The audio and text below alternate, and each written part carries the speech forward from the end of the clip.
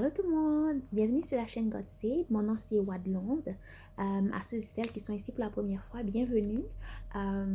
Donc je vous invite à aller visiter ma chaîne God Save pour pouvoir voir les vidéos qui ont été publiées sur cette chaîne précédemment.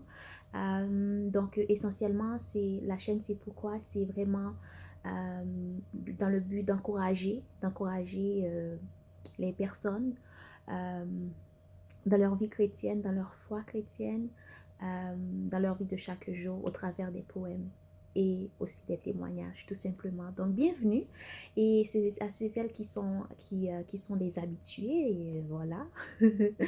Merci de revenir encore et encore. Voilà, faites comme chez vous. Donc aujourd'hui, c'est une journée spéciale, et spécialement, ok? On dirait, je dis beaucoup spécial et spécial et spécial. Non, spécial. Bref, voilà.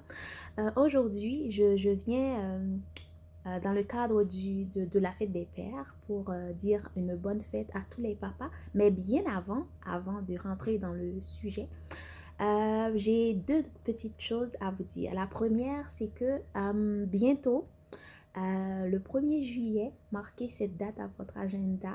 Pray for me, guys, cause voilà, mon site à moi va être prêt, va être disponible pour vous tous, pour que vous puissiez y aller, puis commander votre livreuil. Et aussi, il y aura, le but, ce serait des petites surprises. Je ne vais pas vous dire tout, hein. C'est ça, vous verrez, rendu là. Donc, le 1er juillet, c'est une date à ne pas manquer.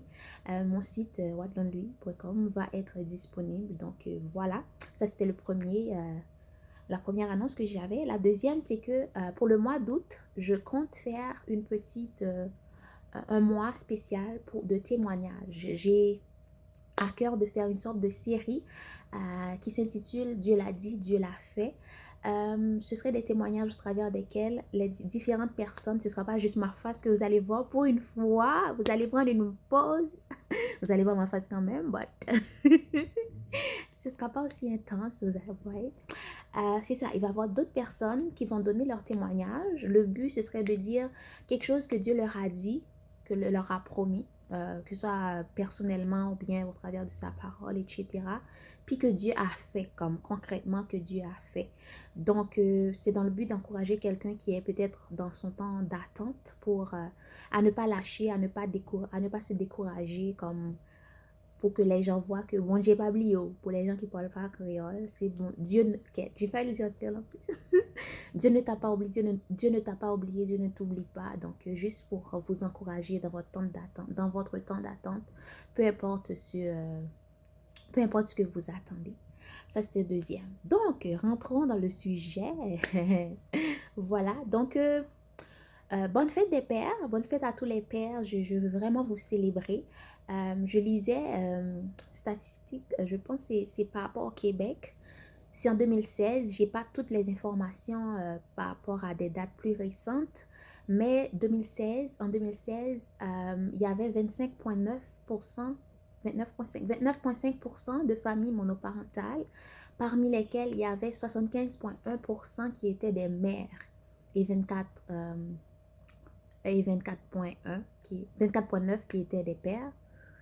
75%, mon calcul est... Ok, voilà, vous avez... Mais 75% est des... 75%, ça va aller. 75% à peu près étaient des femmes. Puis le 25% c'était des pères monoparentaux. Donc, très souvent, on célèbre beaucoup nos femmes, nos mères, parce qu'elles sont battantes, elles sont fortes. Puis malheureusement, souvent, elles se retrouvent seules à élever leurs enfants ou à prendre la place de l'homme et de la femme. Mais aujourd'hui, en fait, à l'occasion de la fête des pères, je veux vraiment prendre ce temps-là pour célébrer ces pères-là qui restent, qui s'impliquent, parce que certes, le nombre de pères, le nombre de maisons où les pères sont absents sont flagrantes, mais il y en a des pères qui restent. Et c'est pas juste des pères qui ont donné naissance, mais c'est aussi des pères spirituels, des pères qui sont des mentors, des grands frères aussi qui sont comme un père pour certains jeunes. Fait que je veux prendre vraiment ce temps-là pour célébrer ces pères-là, ces mentors-là, ces pères-là spirituels, physique, ça se dit? Physique. Voilà. Bref, aujourd'hui, je vais vraiment prendre le temps de vous célébrer, puis à vous encourager à continuer à jouer le rôle que vous jouez parce que parfois la société ne prend pas en compte de cela, mais vous êtes important.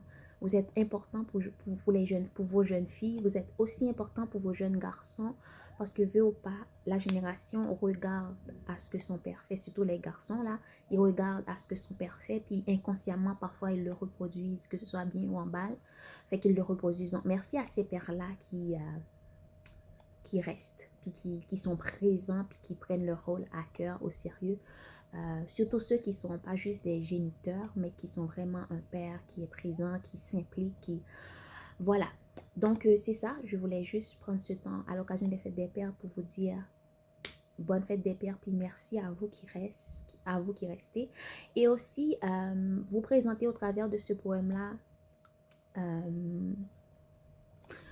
je ne sais pas comment l'expliquer, vous allez le voir au travers du poème, vous allez l'écouter au travers du poème, mais pour que vous compreniez le poème, c'est juste que je me mets à la place d'un garçon, d'un jeune homme qui grandit tout simplement dans cette société avec toutes ces réalités comme difficiles, tristes, mais réelles, une réalité réelle, ok.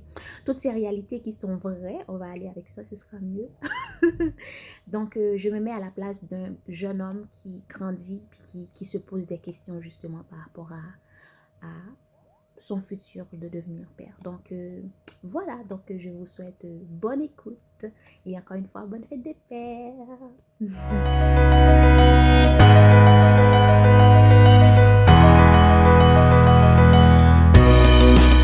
Dans ce monde ici-bas où tout semble s'inverser, où ce qui était bien est mal, où ce qui était mal s'empire, où la morale n'a plus d'empire, où le chef de la famille semble de son rôle démissionner, j'aimerais une question poser, car cela ne cesse de me perturber.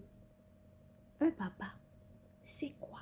Est-ce celui-là dont le monde entier est la race, parce qu'il aimait ça à la chasse? Est-ce celui-là qui était là, présent, absent, tout comme un fantôme l'aurait été? Est-ce celui-là qui a nié avoir une postérité? Ou encore celui-là dont on n'a pas le souvenir parce qu'il n'a jamais été?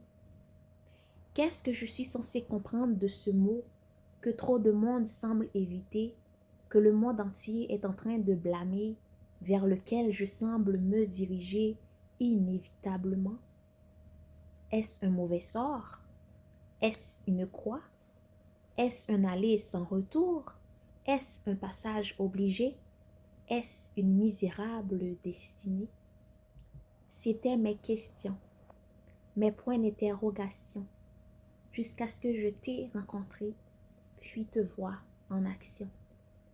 Un papa est un protecteur, comme tu l'as si bien été. Un papa est aussi un pourvoyeur, comme tu as su si bien le faire. Un papa est patient, comme tu l'as été si souvent.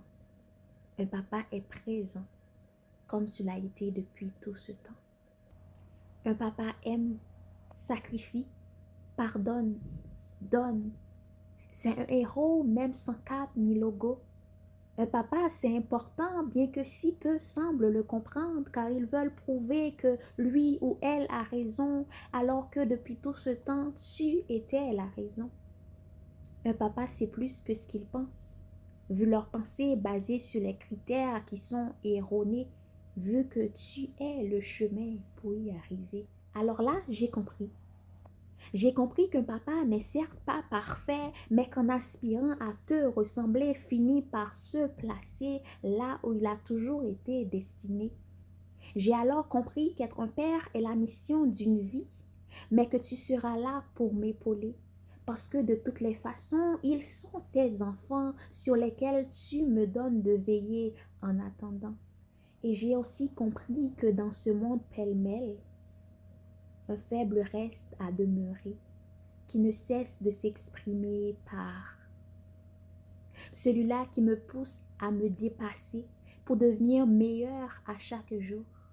Celui-là qui m'encourage à ne pas à ce siècle me conformer, mais à laisser ta parole me transformer. car dans ce monde, je ne fais que passer. Celui-là qui m'a appris à me confier, à l'idée, à servir, à pardonner, à maturer, à progresser, à devenir.